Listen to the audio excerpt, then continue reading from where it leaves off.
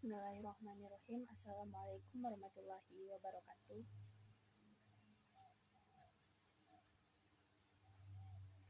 Baiklah, perkenalkan nama saya Dewi Samardina dengan nomor BP 2001071034. Nah, di sini saya akan menjelaskan mengenai audit laporan keuangan. Nah, di sini ada beberapa sheet yang disediakan, ada perkiraan, daftar arus kas, neraca, jurnal, laba rugi, serta buku-buku besar pembantu. Nah, pada kolom perkiraan, pertama-tama saya membuat ini dengan namanya adalah perkiraan. Namanya adalah nomor perkiraan. Nah, saya buat di sini nomor perkiraan.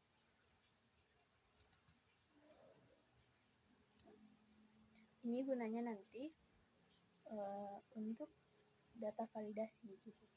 Nah, selanjutnya masuk ke daftar arus kas. Neraca saldo awal. Ini adalah nominal neraca saldo awal. Untuk kas bank itu saya tidak menemukan kesalahan. Ini udah di bank juga saya tidak menemukan kesalahan. Di jurnal pembelian saya juga tidak menemukan kesalahan. Jurnal penjualan saya tidak menemukan kesalahan. Di memorial juga tidak, jurnal umum. Nah, di sini saya menemukan kesalahan pada sheet neraca lajur. Di mana saya menemukannya? Yaitu di jumlahnya aja itu sudah pasti nggak benar, balance saja belum tentu benar, apalagi tidak balance sudah pasti salah. Bisa kita lihat ada selisih atau perbedaan antara debit dengan kreditnya sebesar 19.800.000. Nah, itu artinya ada kesalahan di buku besar karena pada dasarnya neraca lajur ini berasal dari saldo akhir dari buku besar. Nah, mari kita telusuri pada buku besar.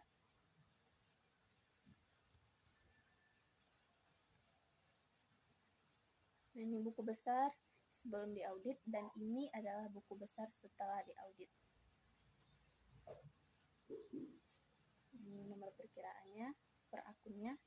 Ini bisa kita bikin di sebelahnya untuk mencari di mana letak salahnya. Kita bisa kopikan.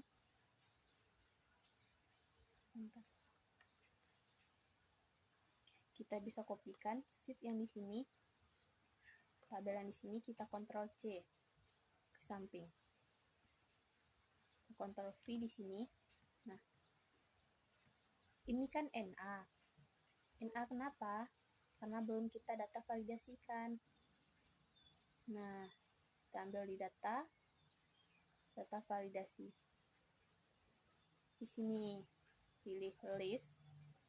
Di sini kita bikin tadi pada sheet perkiraan namanya adalah nomor perkiraan yang di awal. Kita enter. Nah, udah keluar tanda panah ke bawah seperti ini, itu tandanya sudah didata validasikan. Tinggal kita pilih untuk akun kas, nomornya adalah 1/110. Masukkan saldo awalnya. Di pernyataannya, jika saldonya sama, maka itu adalah benar. Nah, nih, kita bikin pernyataannya untuk lebih bisa melihat mana saja akun-akun yang salah atau berbeda. Nah, ini artinya jika pada Q16 itu sama dengan O16, maka benar. Jika tidak, maka salah. Nah, ini benar. Nah, ini ada salah, piutang. Piutang kita lakukan angka yang sama ke bawah untuk melihat mana saja akun yang salah. Ini sudah saya beri warna yang salah, ada persediaan, ada piutang. Benar, ini salah juga nih, hutang. Nah, penjualan juga salah. Pembelian juga salah.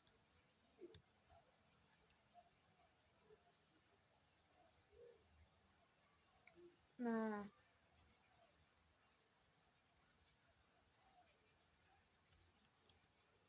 Ini yang sudah kita audit. Nah, selanjutnya temuan tersebut saya inputkan ke sini. Ke sini saya inputkan agar terlihat mana saja akun-akun yang tidak sesuai. Ada piutang, ada persediaan, ada hutang, ada penjualan, dan ada pembelian. Ini adalah yang dicatat sebelumnya, ini yang sesudah diaudit kita temukan, dan ini adalah selisih dari yang dicatat dan setelah diaudit. Nah, temuan tersebut nanti akan kita masukkan ke dalam neraca lajur. Karena pada dasarnya kolom neraca lajur ini kan berasal dari buku besar. Nah, di buku besar aja udah ada beberapa kesalahan. Nah, untuk itu kita tinggal mengkopikan.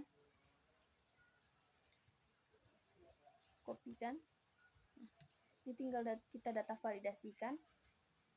Data validasikan nanti akan terbaca sampai ke bawah. Nah, kolom debit dan kredit, tinggal kita masukkan rumus. Kan tadi tuh di sini rumusnya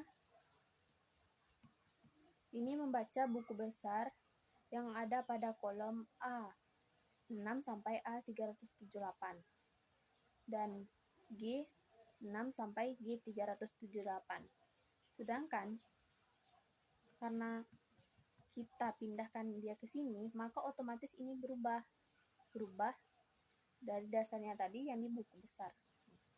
Kolom yang di I kita masukkan, yang di I6 dengan yang di sini di O, kolom saldonya.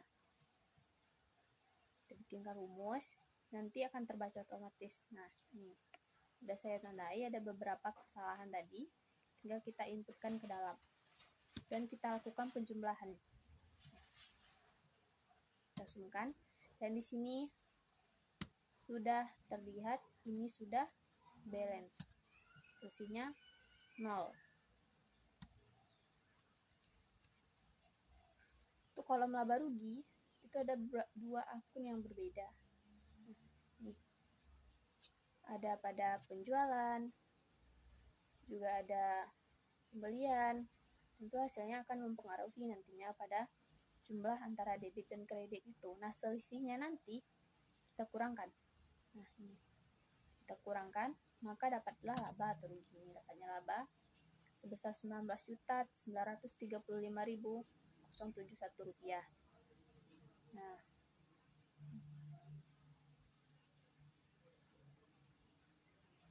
ini udah balance debit dan kreditnya. Untuk kolom setelahnya, kolom nih neraca ini yang kita masukkan itu akunnya selain dari akun yang di laba rugi ini, yaitu akun 1, 2, dan 3. Nah, so teman-teman lihat di sini ada akunnya.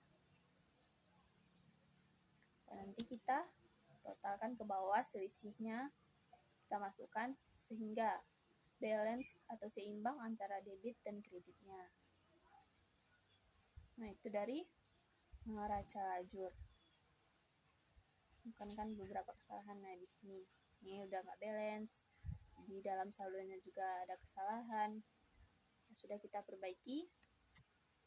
Di sini ada beberapa kolom yang tidak diberikan rumus. Nah, kita sudah perbaiki di sini. Nah, nantinya yang dari neraca lajur ini tentu akan berpengaruh atau bermuara nanti pada laporan laba rugi. Nah, laporan laba rugi. Ini adalah bentuk laporan yang sebelum diaudit dan ini setelah kita audit.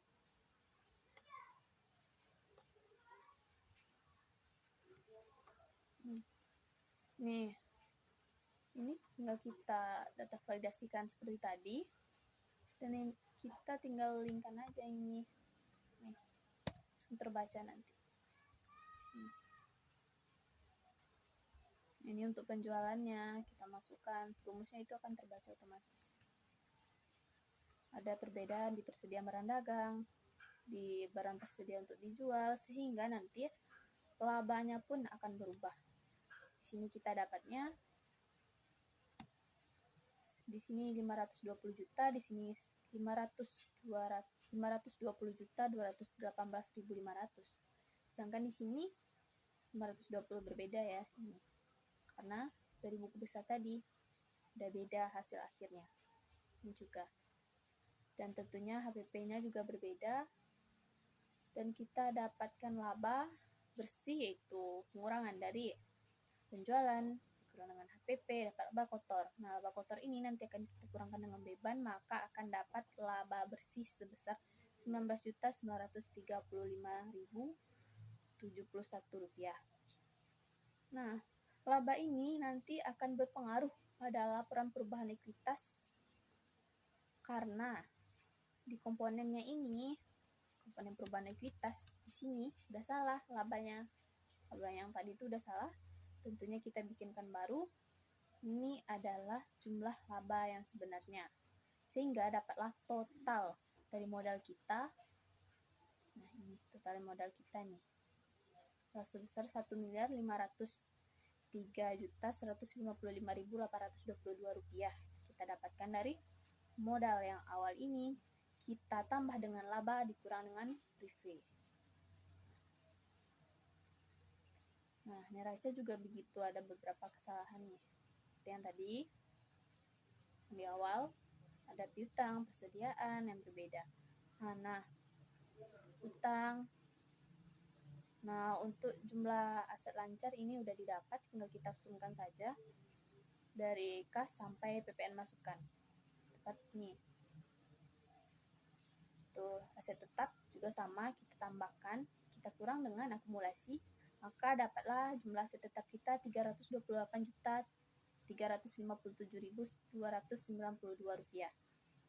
Sehingga penambahan dari aset lancar ditambah aset tetap dapatlah total dari aktiva kita adalah Rp1.999.861.372. Ya, Rp1.999.861.372. Di sini. Nah, selanjutnya bagian pasifa juga ditemukan kesalahan, yaitu pada penginputan hutang dagang. Hutang dagang di sini dan modal ini berasal dari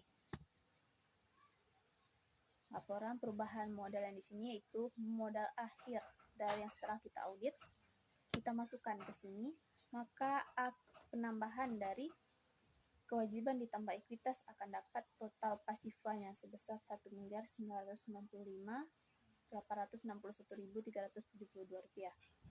Nah, balance. Ada selisih. Sudah sama ya.